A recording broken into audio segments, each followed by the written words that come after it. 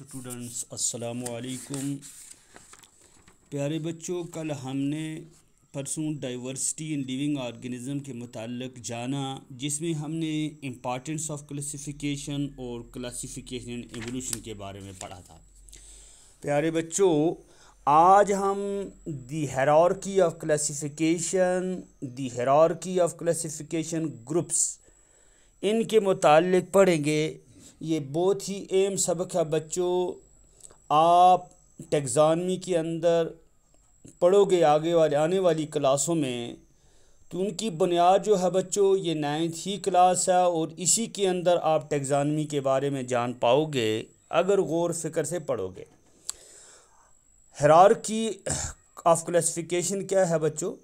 Organisms are classified into various categories according to dissimilarities and similarities। बच्चों, जानदार चीज़ों को बहुत सारे कैटेगरियों में बांटा गया है उनकी डिसिमिलरिटी और सिमिलरिटी की बुनियाद पे। But we know that there are millions of organism, लेकिन हम जानते हैं कि बहुत सारे जानदार चीज़ें हैं, अरबों खरबों, which show resemblance in various aspects, जो बहुत सारी चीज़ों में आपस में बहुत सारे यानी कैटेगरियों की बुनियाद पे, बहुत सारे कामों की बुनियाद पे आपस में मिलते जुलते हैं। So to find it or to get proper information, इसलिए मालूम करने के लिए या सही इंफॉर्मेशन हासिल करने के लिए एक जानदार चीज़ के मुताल्लिक various efforts were made by scientists, साइंसदानों ने बहुत सारी कोशिशें की क्लासीफाई करने के लिए उनको मुख्तलिफ कैटेगरियों में, रैंकों में, इनको बच्चों जानदार चीज़ों को। The hierarchy of classification groups, various ranks, categories और ग्रुप्स यूज इन क्लासिफिकेशन। बहुत सारे रैंक्स बच्चों, कैटेगरियाँ जो क्लासिफिकेशन में इस्तेमाल की जाती हैं। The organisms that closely resemble one another, वो जानदार चीज़ें जो बिल्कुल एक दूसरे से लगभग मिलती जुलती हैं, are placed in a group, उनको एक ग्रुप में बांटा गया है, रखा गया है। These groups are further placed in larger group, इन ग्रुपों को भी बच्चों आगे बड़े बड़े ग्रुपों में रखा गया है, बांटा गया है। On the basis of close similarities, हाँ, किस बुनियाद पे? जो उनके अंदर कुछ मिलती जुलती खासियतें हैं, जो बिल्कुल मिलती जुलती हैं, उनको बुनियाद बनाकर बच्चों। The larger groups are again placed, जो बड़े बड़े ग्रुप हैं बच्चों उनको फिर रखा गया इन स्टिल लार्जर ग्रुप, और बड़े ग्रुपों को, यानी छोटे ग्रुपों को बड़े ग्रुपों में, बड़े ग्रुपों को और बड़े ग्रुपों में बांटा गया है, रखा गया है। The various groups levels or ranks in classification are known as categories। यही बहुत सारे जो बच्चों ग्रुप्स होते हैं, लेवल्स होती हैं, रैंक्स होते हैं क्लासिफिकेशन के अंदर, इनको हम क्या कहते हैं? कैटेगरी कहते हैं बच्चों। Each category has specific name, her category का अपना एक खास नाम होता है। These are 7 major category. बच्चों कितनी बड़ी कैटेगरियां हैं? 7 बड़ी कैटेगरियां हैं। पहली है स्पीशीज, स्पीशीज कहते हैं नस्ल को। उसके बाद जेनस है बच्चों, उसके बाद फैमिली है, उसके बाद ऑर्डर है, उसके बाद क्लास है, उसके बाद फाइलम है, उसके बाद किंगडम है। याद रहेगा बच्चों, पहला जीनस, पहला स्पीशीज, दूसरा जीनस, तीसरा फैमिली, चौथा ऑर्डर, पांचवा क्लास, छठा डिवीजन, सातवां किंगडम। कितने हो गए? 7। अब सबसे पहले हम स्पीशीज के बारे में जानना चाहेंगे। स्पीशीज क्या होती है? Species is the lowest category regarded as basic unit of classification. हाँ बच्चों, स्पीशीज जो है ये सबसे छोटी, सबसे निचली कैटेगरी है, जिसको क्लासिफिकेशन की बुनियादी पैमाना कहा गया है। जैसे मकान बनाने के लिए ईंट बुनियादी यूनिट होता है बच्चों, इसीलिए क्लासिफिकेशन के अंदर जो क्या स्पीशीज है ये बुनियादी इसका क्या है? पैमाना है, यूनिट है बच्चों। It is a group of similar individual, ये तो एक ग्रुप होता है यकसान जानदार चीज़ों का, किसका, यकसान जानदार चीज़ों का, which resemble with each other in morphology, जो मॉर्फोलॉजी में बिल्कुल एक दूसरे के क्या होते हैं, यकसान होते हैं, मिलते जुलते हैं। ब्रीड नस्ल कशी में, एमंग देमसेल्व्स, और अपने आप में वो नस्ल कशी करते हैं, जबकि दूसरे जो होते हैं बहुत सारे वो एक दूसरे के साथ नस्ल कशी करते हैं, बट नॉट विद अदर्स, लेकिन इनकी नस्ल कशी दूसरों के साथ नहीं होती है। And probably descended from A common ancestor, और इनका जो वजूद है बच्चों मिल आम के इंसेस्टर से, जैसे इंसान को मान लीजिएगा, इंसान को अल्लाह ताला ने आदम अलैहिस्सलाम से पैदा किया, वो हमारे आबा व अजदाद हैं, उसके बाद ये नस्ल चलती रही, क़यामत तक ये नस्ल चलती रहेगी। कभी आपने सुना है कि इंसान से कहीं किसी और जानदार चीज़ का बच्चा पैदा हुआ? नहीं, हरगिज़ नहीं, बल्कि इंसान ही के बच्चे को जन्म देता है। गाय जो है गाय के बच्चे को जन्म देती है, ऊँट जो है ऊँट के बच्चे को जन्म देता है। ये ऐसे हैं बच्चों जो एक ही नस्ल से आते हैं, लिहाजा ये स्पीशीज़ होती है। अगर इंसान के अंदर देखोगे तो जो बनमास होता है या मंकी होता है, हालांकि आप देखेंगे जिनस एक ही है लेकिन स्पीशीज़ अलग अलग हैं, जिसकी मंकी की अलग स्पीशीज़ है और इंसान की अलग स्पीशीज़ है। उसके आगे बच्चों आप दूसरा जो हमारा वो जेनस है।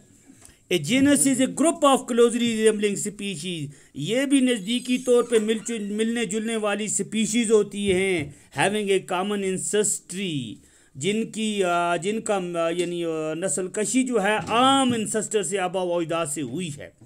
All the species in genus shows similarities, तमाम स्पीशीज़ जो जीनस के अंदर आती हैं वो यकसां खासियतें दिखलाती हैं। In broad feature of their organisation, जब उनको वाज़ेह तौर पे उनकी बनावट को देखा जाए, but differ in minor detail, लेकिन अगर उनको हम डिटेल के साथ देखेंगे कुछ थोड़े थोड़े उनके अंदर फ़र्क भी हैं। ये जैसे बिल्कुल मंकी और इंसान का तज़किरा आया हुआ है। उसके बाद नेक्स्ट है बच्चों तीसरा, फैमिली। कौन सा है? Family. A family represents a larger group of closely related genera. Family जो होती है वो दिखलाती है एक बड़े ग्रुप को जो नज़दीकी तौर पे एक दूसरे से जेनरिक से ताल्लुक़ रखते हैं। It is composed of one और मोर जेनरा, इसके अंदर एक या एक से ज़्यादा जेनरा होते हैं। For example the genus Felis of cats and the genus Panthera of lion, जैसे देखेंगे आप फिलिस ऑफ कैट्स बिल्लियाँ जो हैं, उसके बाद शेर जो है, टाइगर है, लीपर्ड है, are placed in the family, इस फैमिली में रखे गए हैं। Felidae because all these animals are retractile claws, कि इनके क्या होते हैं? पंजे होते हैं बच्चों, इनमें पकड़ने वाले पंजे। चौथा जो है ये आर्डर है। चौथा क्या है Lala ji? Order. In order is a group of closely related family. Order जो होता है ये जो आपस में मिलते जुलते फैमिलीज होते हैं उनका एक क्या है? मजमुआ है। The family Felidae that includes cat, जिसमें बिल्लियाँ आती हैं। And the family canine that include dogs, जिसमें कुत्ते आते हैं। Are assigned to be order, जिनको एक ऑर्डर का नाम दिया गया है। ये कार्निवोर हैं क्योंकि ये गोश्त खाने वाले हैं, इनको एक ऑर्डर में रखा गया है। Both cats and dogs have larger canon, इनके बड़े बड़े कैनन टीथ होते हैं। एंड आर फ्लैश ईटर्स, और गोश्त खाने वाले होते हैं। उसके बाद class, A class is a group of related order. Class जो होती है आपस में मिलते जुलने वाले जो ऑर्डर होते हैं वो ऑर्डर एक क्लास में आते हैं। उसके बाद फाइलम या डिवीजन होती है बच्चों। Phylum in case of animals और division in case of plants is a group of related classes. Classes को जमा करोगे, जो मिलने जुलने कुछ इनके रिश्ते आपस में मिलते जुलते हैं वो क्लास के अंदर आते हैं बच्चों, फाइलम के अंदर आते हैं। उसके बाद किंगडम है, क्या बच्चों? Kingdom. Kingdom is the highest category in biological classification. Kingdom जो है ये सबसे बड़ी कैटेगरी है क्लासिफिकेशन के अंदर। It is a group of phyla, ये फाइलमों की एक ग्रुप होती है कि किसके मसले में? जानवरों के मसले में। और डिवीजन का एक ग्रुप होता है किसके मसले में? प्लांट्स के मसले में बच्चों। उसके बाद हायरार्की ऑफ कैटेगरीज क्या होता है? The various category use in biology classification. बहुत सारी कैटेगरियाँ जो बायोलॉजिकल क्लासिफिकेशन में जिनका इस्तेमाल किया गया है, can be arranged in hierarchy. उनको एक हायरार्की के अंदर क्या किया गया बच्चों? उनका बंदोबस्त किया गया, अरेंज किया गया है, यानी rank one above the other.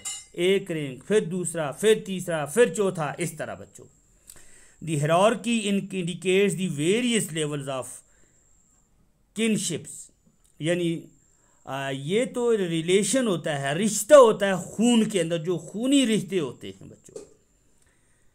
Nearer the category in hierarchy, जितनी जो ये कैटेगरियाँ नज़दीक होंगी हायरार्की के अंदर वो हमें बताती हैं ग्रेटर इज दी सिमिलरिटी, इतनी ही उनकी यानी खासियतें आपस में मिलती जुलती हैं उनके ऑर्गेनिज्मों के दरमियान।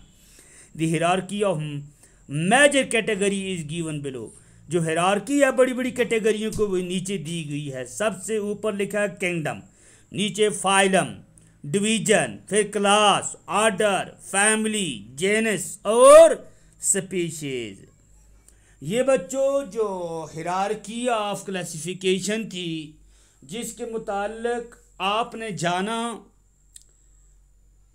जिनमें स्पीशीज आती है, जेनस आता है, फैमिली आती है, ऑर्डर आता है, क्लास आता है, फाइलम और डिवीजन और किंगडम आती है बच्चों। इनके मुतालिक आपने जाना हर एक का अपनी यानी जगह पे, वकू पे हर एक का अपना अहम रोल होता है। तो मज़ीद इनको बुनियाद बनाते हुए हम नॉमेनक्लेचर पढ़ेंगे। अगर ये चीज़ें हमें बुनियादी तौर पे समझ आई हुई होंगी तो इन्हीं को बुनियाद बना के नॉमेनक्लेचर आगे चलता है। बगैर इनको समझने के नॉमेनक्लेचर जो है बच्चों वो हम नहीं जान सकते उसके बारे में। फिर उसके बाद नॉमेनक्लेचर के बाद आता है बाइनॉमी नॉमेनक्लेचर आता है। उसके बाद आता है फिर किंगडम ऑफ लिविंग ऑर्गेनिज्म जो आपके सिलेबस में है। ये इंशाअल्लाह अगर अल्लाह ने चाहा तो हम कल पढ़ेंगे। मुझे उम्मीद है कि आपको समझ आई हुई होगी। तो बाकी इंशाअल्लाह कल नॉमेनक्लेचर के बारे में आप भी पढ़ेंगे बच्चों, देख के आएंगे, हम भी अपनी तरफ से कोशिश करेंगे। बाकी खुदा हाफिज़।